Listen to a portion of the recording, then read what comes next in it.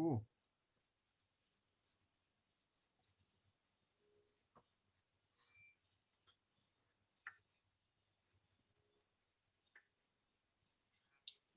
Okay, namaste. This is Professor John Junta, also called as Prem, and he is in Washington, D.C. He plays 5 instruments and also yoga teacher. And there is Rochelle Leaf. She is in Adelaide, Australia, and she is also a yoga teacher and some other holistic practices she does. And I think she also started doing music now, but she is more like sister to me.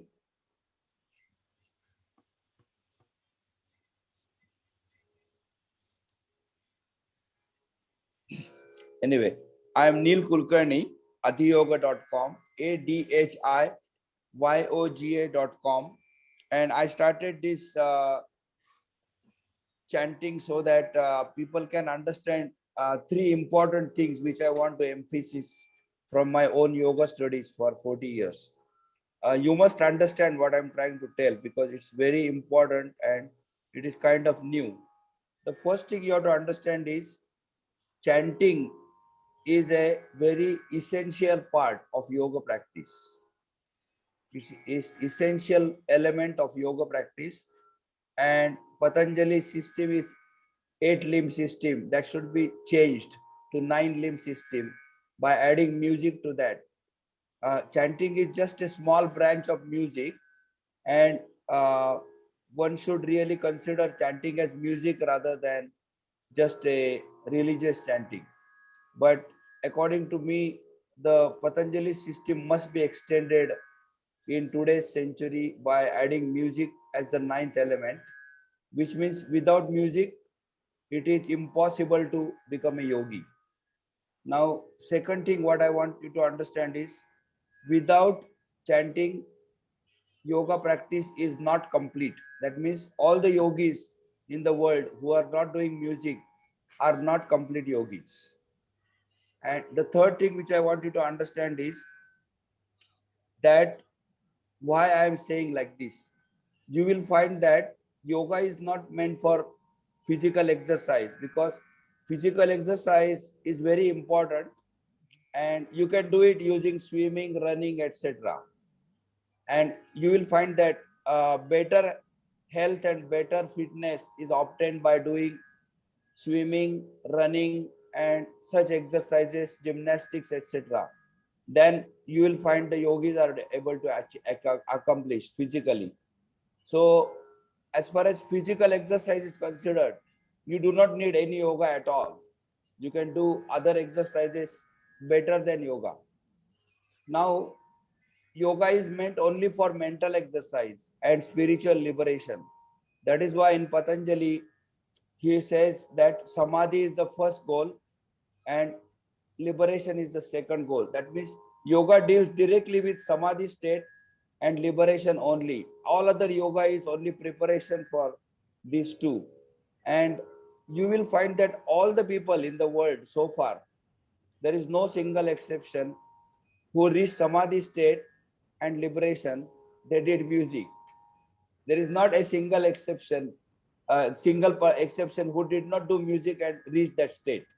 So that proves that music or chanting is the most essential part of yoga practice. And the last thing I want to tell today is that uh, I proved this physically that by doing chanting, you can accomplish physical exercise, mental exercise, and spiritual, all three. That means if you want to just do physical exercise, that also can be completely accomplished only by music. There is no need to do any asana at all. Without any asana, just by doing music, you are able to do physical exercise. But of course, I'm not teaching that just now. What I want to tell you is that chanting is the essential practice of yoga, and that's why I started this video series. Now, today I am going to chant the fourth chapter of Patanjali Sutras, and that's the most important and most complex chapter. This chapter is in size half of the other chapters, but it is the most difficult to understand if you do not know Sanskrit language.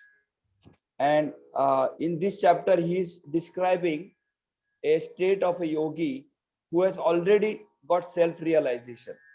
In the third chapter, the last sutra says, Sattva Purushayo Shuddhi Samye Kaivalyam. That means that the person has already reached the Samadhi state and he has completed the Samadhi state to the highest level, and he has understood that only self is the real.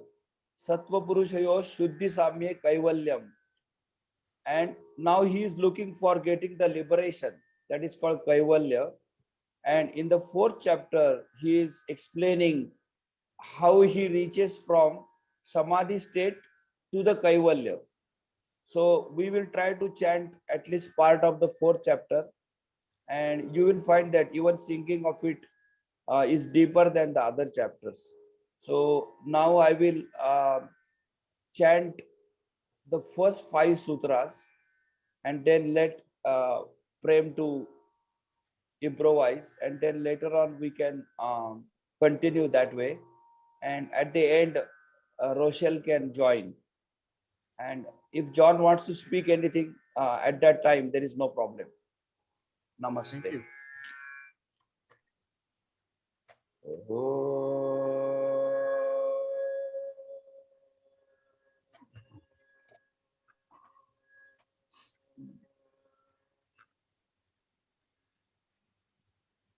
Om Shri Ganeshaya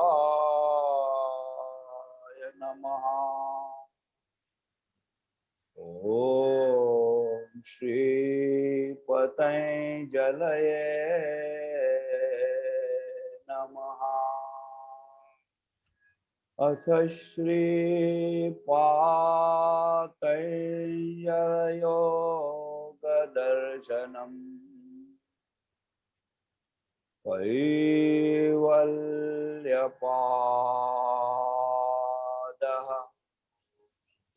जन्मौषधि मंत्र तपस्समाधिजाः सिद्धयः चात्यंतर परिणाम प्रकृत्या पूरा निमित्तमप्रयोजकम् प्रकृतीनां वर्णभेदस्तु ततक्षेत्रिकवत् निर्माणचित्तान्यस्मिता मात्रा प्रवृत्तिभेदे प्रयोजकम् चित्तमेकमनेकेषां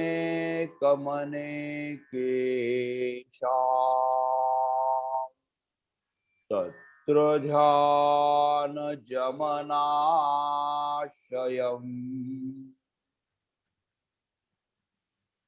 Yes.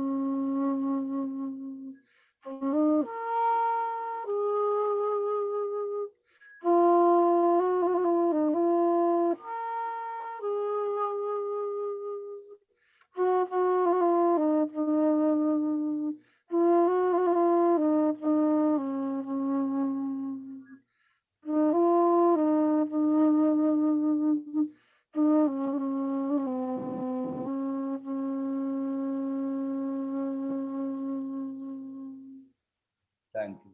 So far what it has told is that the yogi has accomplished the samadhi state, and due to that, the yogi gets certain powers. So yogi cannot avoid the powers. The powers will automatically come to the yogi based on the background of that yogi. So if the yogi is in Mexico, the powers will be related to the Mexican environment. Like that, the powers will come to the yogi. Now, what he is telling is similar powers can be obtained by drugs or by just by the birth. Like if you are born as a bird, you will get the power of flying, etc. But what he is saying is tatra dhyanajam anashayam. That means you should try to get the power only by meditation. Now, in that he said that he should use those powers not for any other purpose, but to get deeper into samadhi. That means he should use that same power to get deeper into samadhi and then get liberated. So what yogi does is he creates more bodies from that power. So uh, so that he can dissolve all the karmas. So if he has some karmas left, he will create many bodies and get rid of the karmas.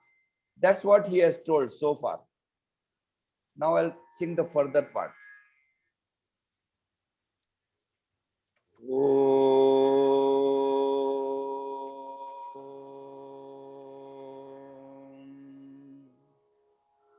Karma Shukla कृष्णं योगिनस् त्रिविधमितरेषाम्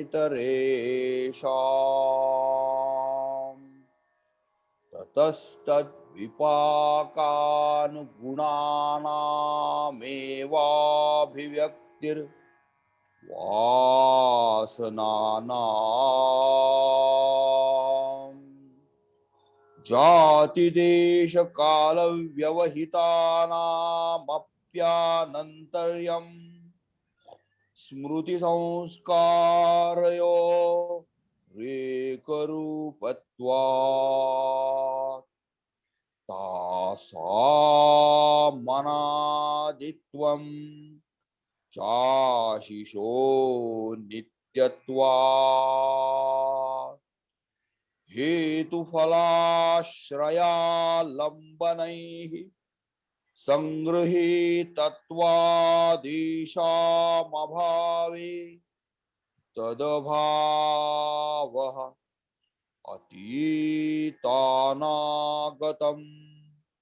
स्वरूपतोऽस्त्यध्वभेदात् धर्माणाम् ते व्यक्तसूक्ष्मा गुणात्मानः परिणामैकत्वात् वस्तुतत्त्वम् वस्तुसाम्ये चित्तभेदात् तयोर्विभक्ताः पन्थाः न चैकचित्ततन्त्रं वस्तु तदप्रमाणकम् तदा किं स्यात् तदुपरागापेक्षित्वाच्चित्तस्य वस्तु ज्ञाताज्ञातम् सदा ज्ञाताश्चित्तवृत्तयस्तत्प्रभोः पुरुषस्यापरिणामित्वात्. Done.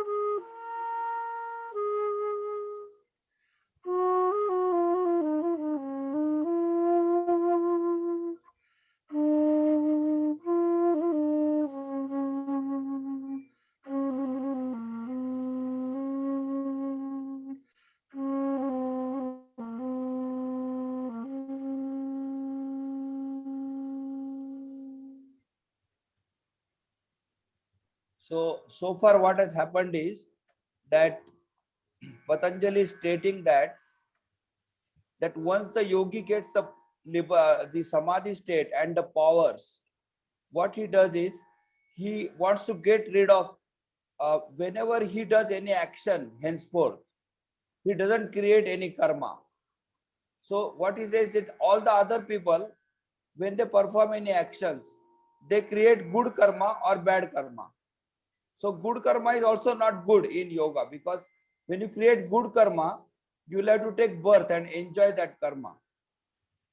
So bad karma you will have to suffer, and good karma you will have to enjoy.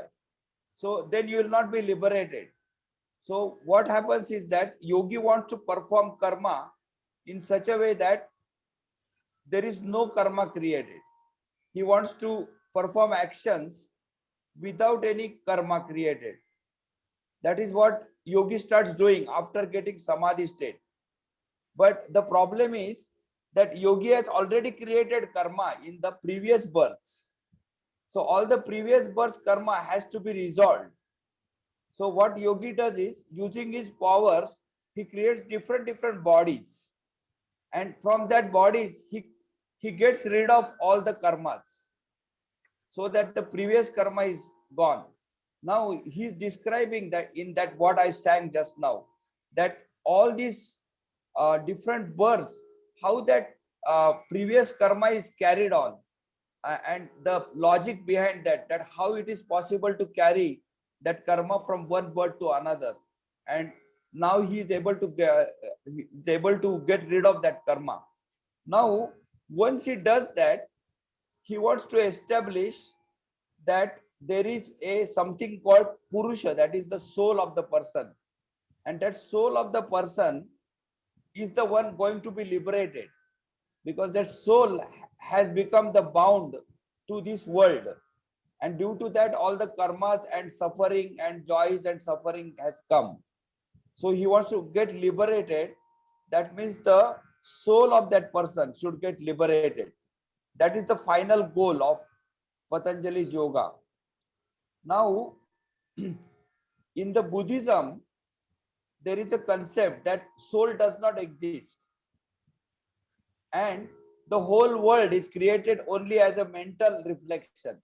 That means actually that world does not exist, but only the mind exists, and it is all illusion. So in the yoga philosophy, the soul does exist and the external world also exists. That means that this pain is not a creation of my mind, but actually the pain exists. So in the what I sang just now, Patanjali has proved that this pain exists, because he says this pain, if it is creation of the mind of Neil, then how John is able to see that? John has not created that with his mind. But suppose John also has created with his mind, and Neil also created with mind, then how it is exactly the same pain both of them are creating. And the third thing is that when Neil is not seeing that pain, how is John able to see that pain? Because if it is a creation of Neil's mind, now if Neil turns that way, he cannot see that pain. Then how John is able to see that pain? So that means that the pain actually exists, and pain is different from John and Neil. And there are two different people watching that pain exactly the same way. So the pain exists after Neil and John has died. So the pain has a separate existence, and it's not a creation of the mind of the John or Neil. Now, second thing is, he is now proving that the soul also exists. So that portion comes next, which I'm singing. तदुपरागापेक्षित्वा चित्तस्य वस्तु ज्ञाता ज्ञातम् सदा ज्ञाताश्चित्तवृत्तयस्तत्प्रभोः पुरुषस्य परिणामित्वात्. न तत्स्वाभासं दृश्यत्वात् एकसमये चोभयानवधारणम् चित्तान्तरदृश्ये बुद्धिबुद्धेरतिप्रसङ्गः स्मृतिसङ्करश्च चितेरप्रतिसङ्क्रमायास्तदाकारापत्तौ स्वबुद्धिसंवेदनम् द्रष्टुदृश्योपरक्तं चित्तं सर्वार्थं तदसंख्येयवासनाभिश्चित्रमपि परार्थं संहत्यकारित्वात्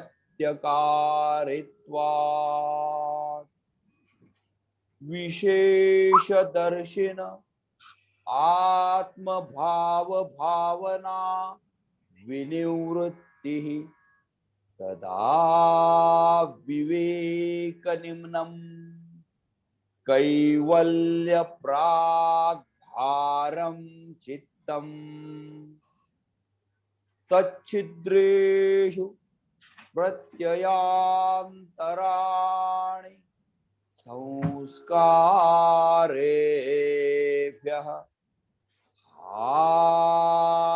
आनमेषां क्लेशवदुक्तम् ॐ शान्ति शान्ति शान्ति। Okay.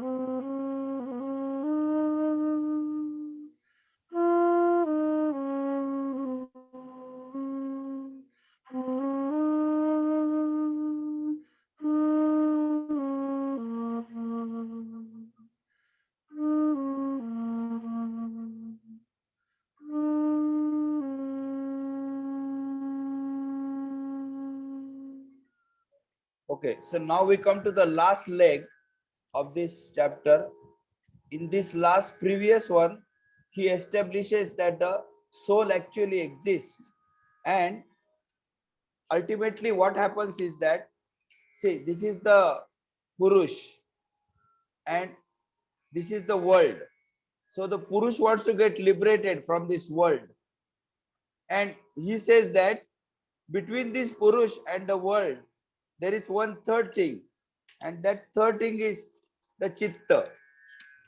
So this is the Purush, this is the Chitta, and this is the world. So he says that if you want to know the world, you have to master the Chitta so that the Chitta can know the world.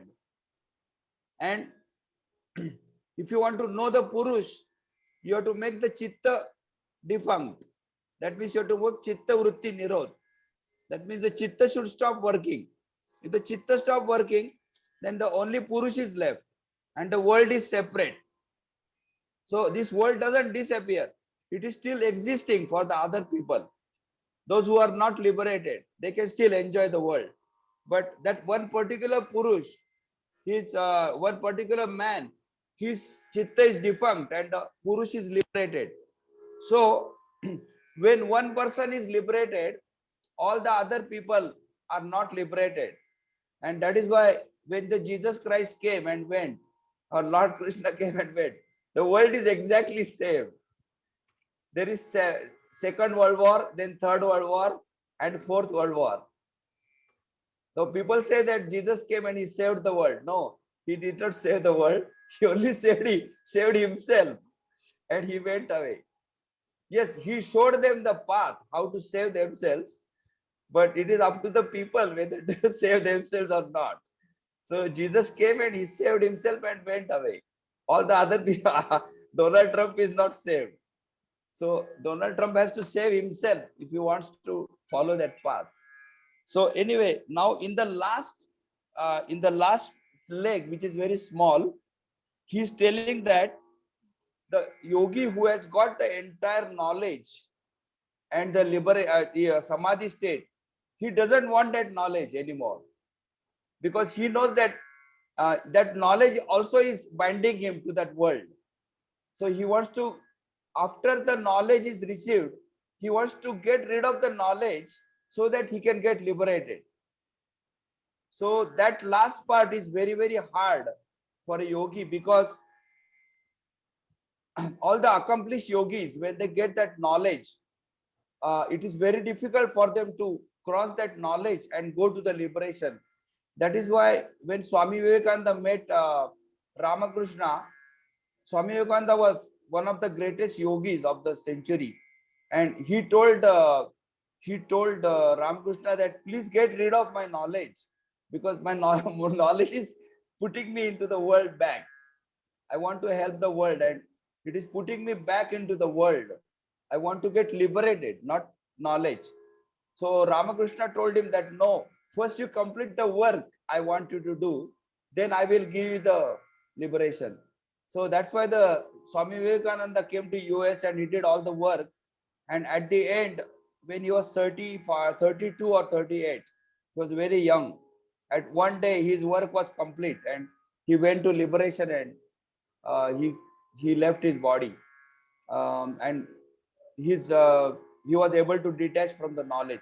So for the yogi, to the last limb is to get rid of the knowledge, which is a very highest level knowledge, to get liberated from the knowledge also. So that is described in the last stage of this Patanjali's last sutras. So I'll sing that now.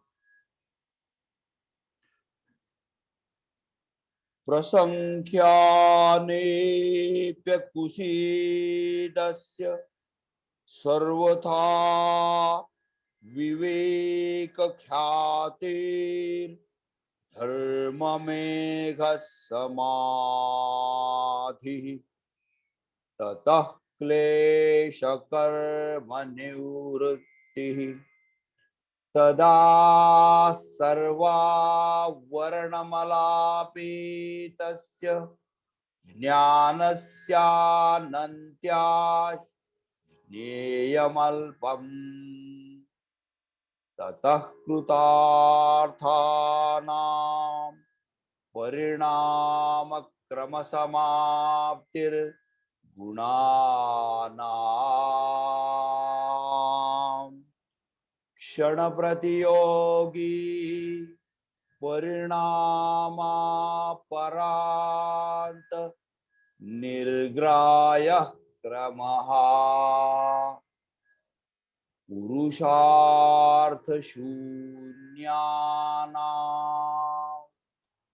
गुणानां प्रतिप्रसव कैवल्यं स्वरूप प्रतिष्ठा वा चितिशक्तेरिति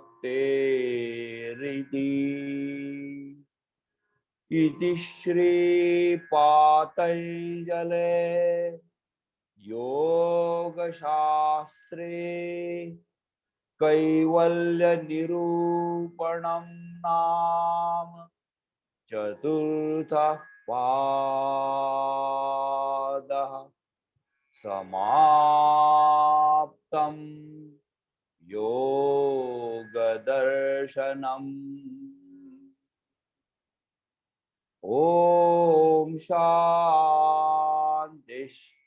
Shanti Shanti.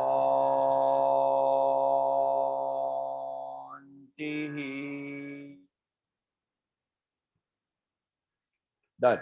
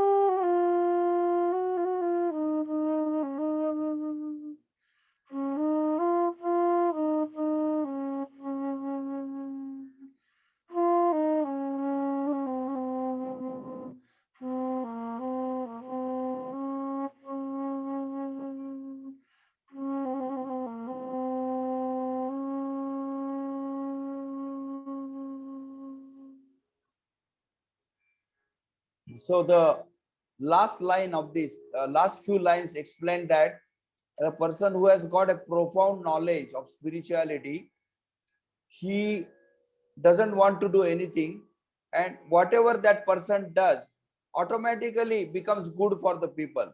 Even if that person shouts or does anything, automatically it is only for the good of the people, and that person ultimately doesn't have anything left to do, and all the body parts and the mind parts, they dissolve into the nature, because there is nothing left to be done. Purushartha Shunyanam means nothing is left to be done. Gunanam Prati Prasava means all his sattva, rajas, tamas, that is a material part, they Prati Prasava means they go back into the nature.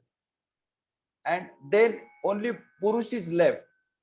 Purushartha Shunyanam Gunanam Prati Prasava Kaivalyam Swarupa Pratishtava Chiti Shakti means the soul resides in itself. And that is the liberation. That is the last sutra of the Patanjali. So I want to thank John, because I think without him I could not have completed this. Well, Neil, I am deeply, deeply grateful to be with you and with Rochelle also, and to meet her children. This has been such a wonderful experience. And I want to compliment you, Neil. You have obviously studied for a long time. You have assimilated this knowledge, and the way you've transmitted it to us is so wonderful. I am deeply grateful for you, my friend. And I hope to do this again. And So for those what? of you who are able to watch this video and listen, thank you so much for listening, and watch for more videos from Neil. He's one of the most knowledgeable yoga practitioners I've ever met, and yoga teachers.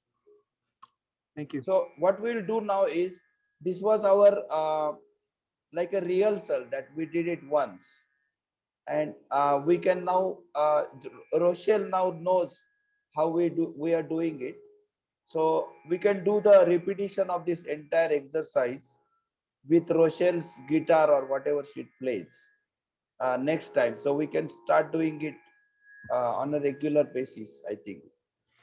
So I will now close this, because I have to go out to one place in 5 minutes. Yeah, I'll bring you pizza. Don't worry. Thank you, everybody. Thank you so much. This has been so wonderful. Thank you for the opportunity to share. Thank you so much. Thank you. I will sign off too now. Yeah. Okay, it's nice to meet you, Rochelle and family. Thank you, John. Thank you so much. Thank you, Neil. That was beautiful. Me too. Yeah. Thank you, So Neil. much. He said, bye. Bye.